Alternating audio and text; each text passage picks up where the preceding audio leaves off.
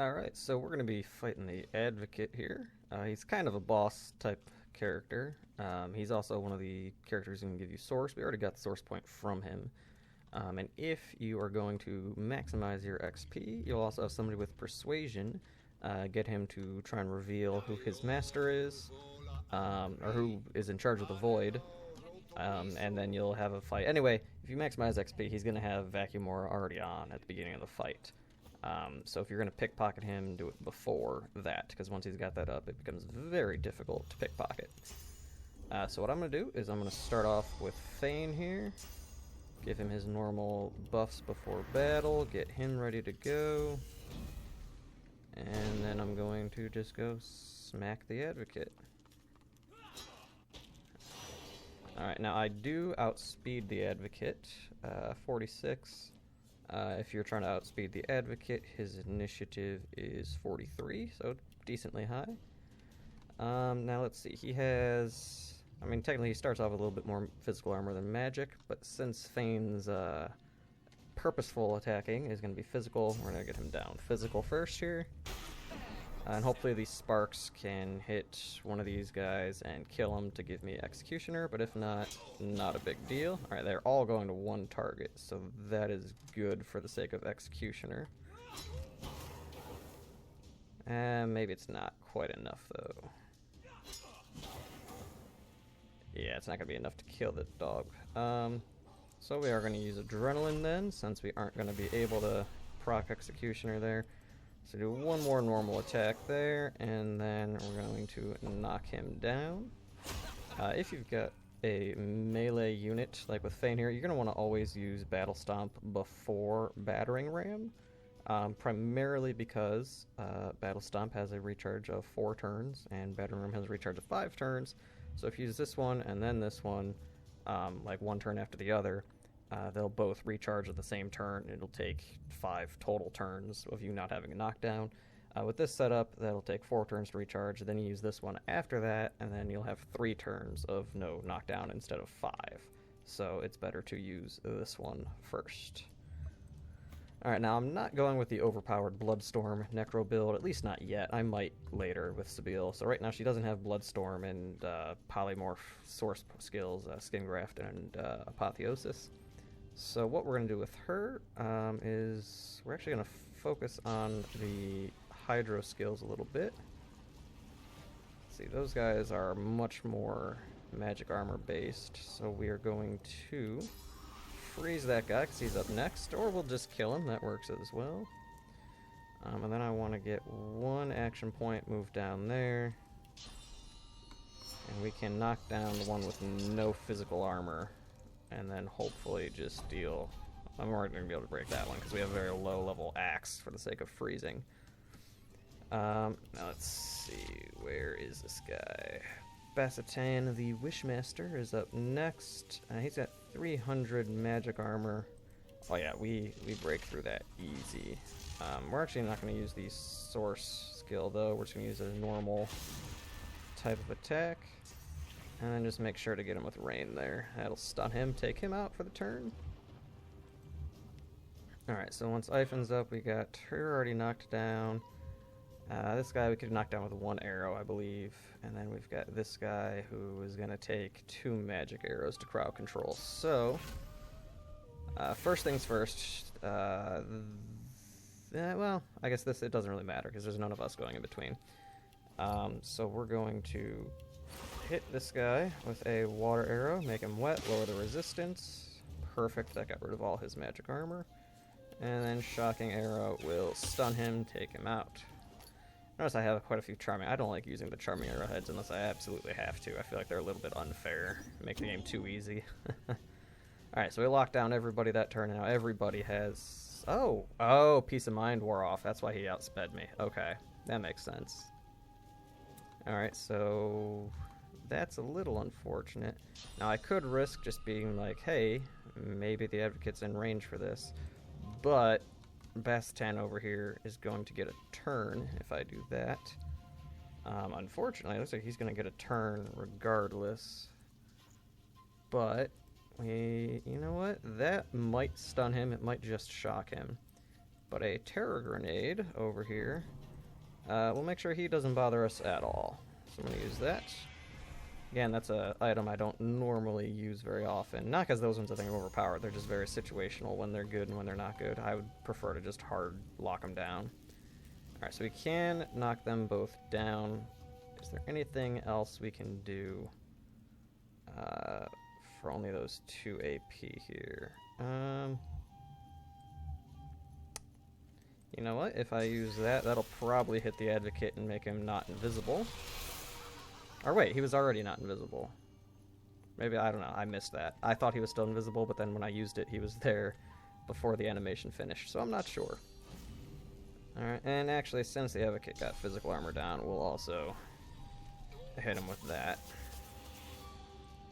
Alright, and then knock both of them down. Them out of the way. Oh, she has Sparking, or Spark Master on, because she was in range. That's right. Alright, so next up, we got this guy. Can't hit him with that. We don't have water elemental affinity? I thought I had it rain over here. She's not on rain. Alright, can we swap him with anybody else that would be convenient? I guess this corpse over here.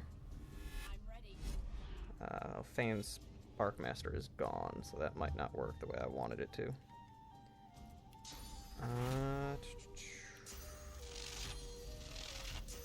Let's just play it safe. Hit him with that, and maybe we can get his... Oh yeah, we got his armor halfway down on magic. That's perfect. And then they are crowd control already, and that he's gonna outspeed Fane, and I don't like that. So we're gonna use Peace of Mind Scroll on Fane, so he's outspeeding the Advocate again.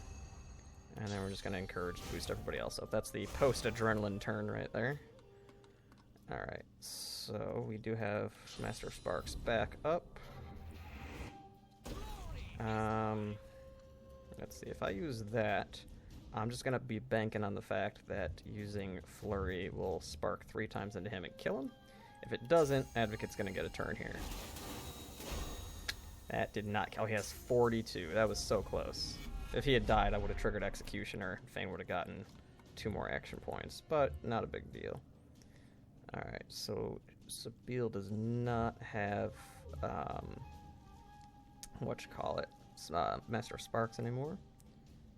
So, let's see. I could freeze this one, but it wouldn't freeze that one. You know, let's just... Yeah, it's dealing like no damage there, but I want to freeze one. So, oh, actually, instead of freezing, I made a bunch of grenades. There we go, Tremor Grenade. I should have done that first. I kind of wasted the first 2 AP just to free or chill that guy. Yeah, and there's no way she's going to be able to get to him. Well, he might not really be able to do much to us because he's got to spend all that AP moving. That's fine. Ivan's not going to move any. Ruptured Tendons really doesn't affect him much. And I would like to kill that guy with somebody who has Executioner, so I don't want to use Chain Lightning.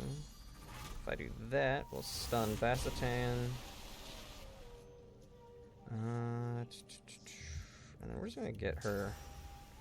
Not that she can use a whole lot, it would just be that if I get Elemental Affinity there. Yeah, we'll just end her turn there. Alright, so I want Ivan now to kill that guy and get Executioner. Does Ivan's current bow deal magic? Does 13 Earth.